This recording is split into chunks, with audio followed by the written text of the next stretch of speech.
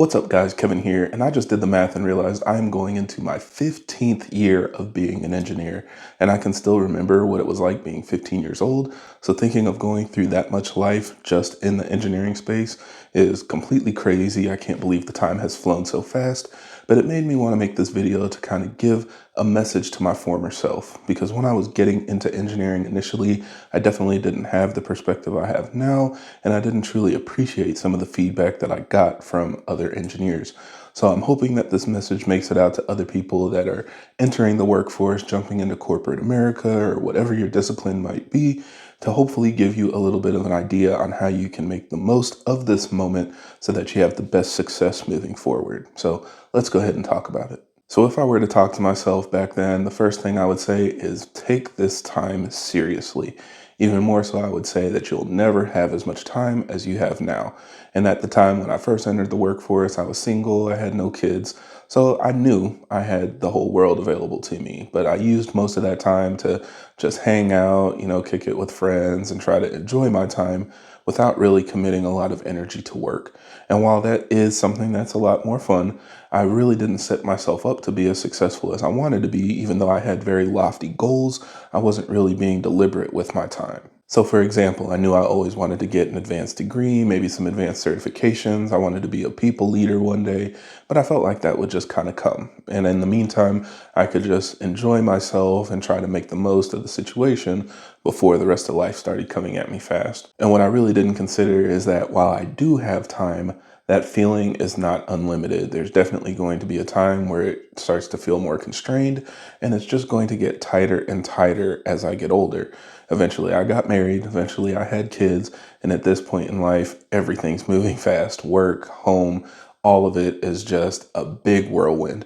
And so I think something I heard that really stuck with me is there's never going to be a right time. Even if you choose to stay single and not have kids, like a lot of people do nowadays, you're going to find yourself with more responsibilities, maybe more extracurricular activities and other things that you do outside of work, that it's never going to feel easy just to squeeze some additional work in. So if you do want to go for your master's or your PhD or, teach a class even, that's something that I highly recommend jumping into as early as possible, because that's going to be the best opportunity you have, not only to accomplish it in a timely fashion, but for that to have the biggest impact on the rest of your career. Most people that I see do that early on tend to be on a fast track to get into roles that they're interested in, and it just creates a lot more opportunities in the future. Now, I will be talking more about getting a master's degree in another video coming up later, so definitely subscribe and stick around for that if you're interested in hearing more. Now, the next thing I would tell myself is get a real mentor. And again, this goes even deeper because I always heard of a mentor. A couple times I had a mentor, but I never really understood what a mentor should be or how to pick a mentor and make sure that I was leveraging them as much as I could. So with a mentor, a lot of times I think people assume it's just somebody to talk to. You put 30 minutes a month on their calendar. You guys kind of chat about work. You use them as a sounding boards for maybe some ideas you have, and then you go back to your daily duties. But really, a mentor can be much more than that. A good mentor is an advocate for you, particularly in spaces where you won't be, because a lot of decisions are being made about you in areas that you're never going to see or get to talk to those people.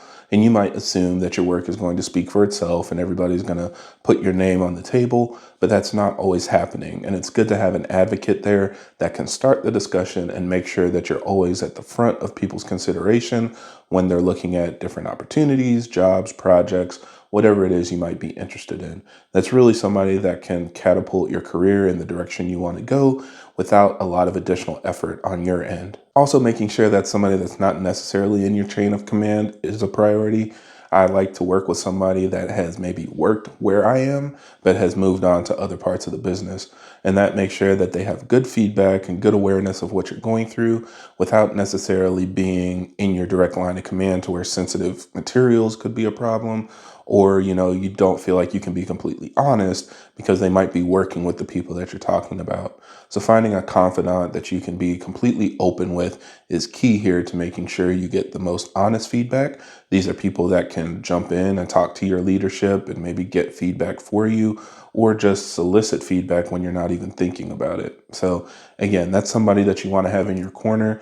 That information is paramount to you having the best opportunity to be successful. The third thing I would tell myself is take some chances. I always heard a lot of people say they want to travel, they want to try different roles and do all these things. And I was thinking that it sounded interesting, but I just didn't really make it a priority. Would I really want to move somewhere internationally? It might be uncomfortable. It might last longer than I want it to, but that would have been the best opportunity to do that. And I see a lot of people now taking temporary roles, even 6 months to a year, going all over the world and getting to take advantage of these things that I just didn't even put my hat in the ring for.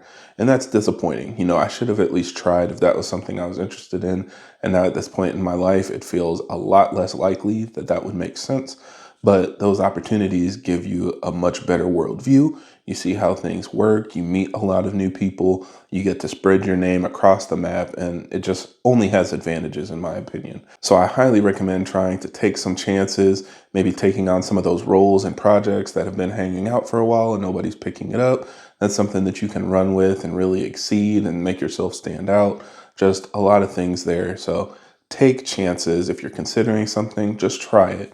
The worst thing that could happen is at least you learn about yourself. And finally, the last thing I would tell myself is a quick reminder that your career can be decided with or without you. And what I mean by that is I used to look around and see people that had been in the business for 20, 25, or 30 plus years. And I always wondered, how did they decide what they wanted to do?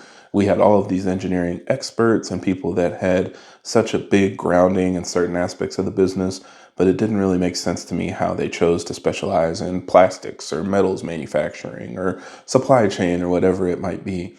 And in reality, what I found is a lot of people simply got stuck. They were in a position for long enough where they became the leader, and that was just what they did. And if they wanted to move anywhere, that's what they were expected to do. And it's kind of frustrating because a lot of us became mechanical engineers so that we can have a wide breadth of knowledge that would allow us to be flexible in our work and move around really fluidly. But in reality, it's very easy to get stuck in a corner. When you do something well, a lot of people want you to do it again and again and again, and that might not be your biggest interest. So I highly recommend, again, when you're early in your career, move around, try to get to different parts of the business, try different roles.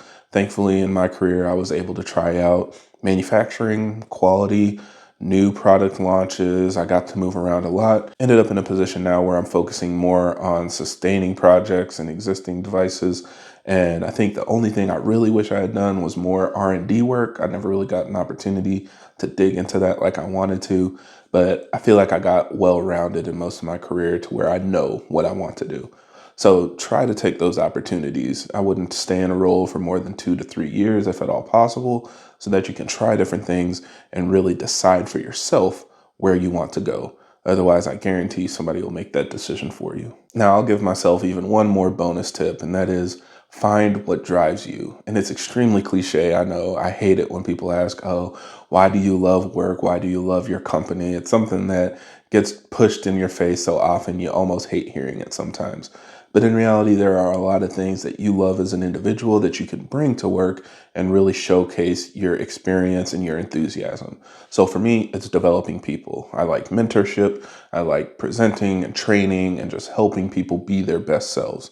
And so even when I was an entry-level engineer, I found myself in a position where I was training new hires. So I was training people that were working on our production floor, training them on our safety requirements, how our manufacturing processes worked, making sure that they were just ready to be the best version of themselves. And while a lot of them weren't excited to come to work, I was excited to show them what they could get out of it. And that kind of gave them a much different perspective compared to just kind of clocking in and clocking out. These are the different things that we're doing, and this is why we do it so that it can make your job better. And I'm open to feedback as well. And that created a nice loop where the operators could come and tell me what they were going through, what was working, what wasn't working, and it made my job easier.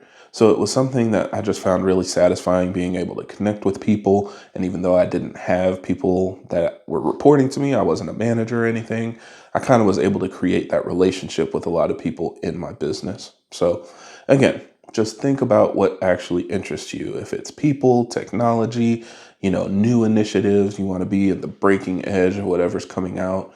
try to bring that into your day-to-day work. Even if you're creating a solution for something, you can find ways to get excited about your job, and that will show in how you execute your projects. So yeah, I think those are some of the key things I wish I would have known or taken advantage of. If I were to start over 15 years ago, things would be very different from now, but I'm very happy with all of my experience and my ability to move around and find new roles that gave me the experience to get to this point today. If you're in that position where you're just starting off, good luck. I know that you're going to be very successful. And if you have any questions or comments, feel free to reach out and I'll try to make additional videos to answer any questions you might have. So other than that, I think that's all we had today. So thank you guys for stopping by. Don't forget to like and subscribe, and I'll see you on the next one.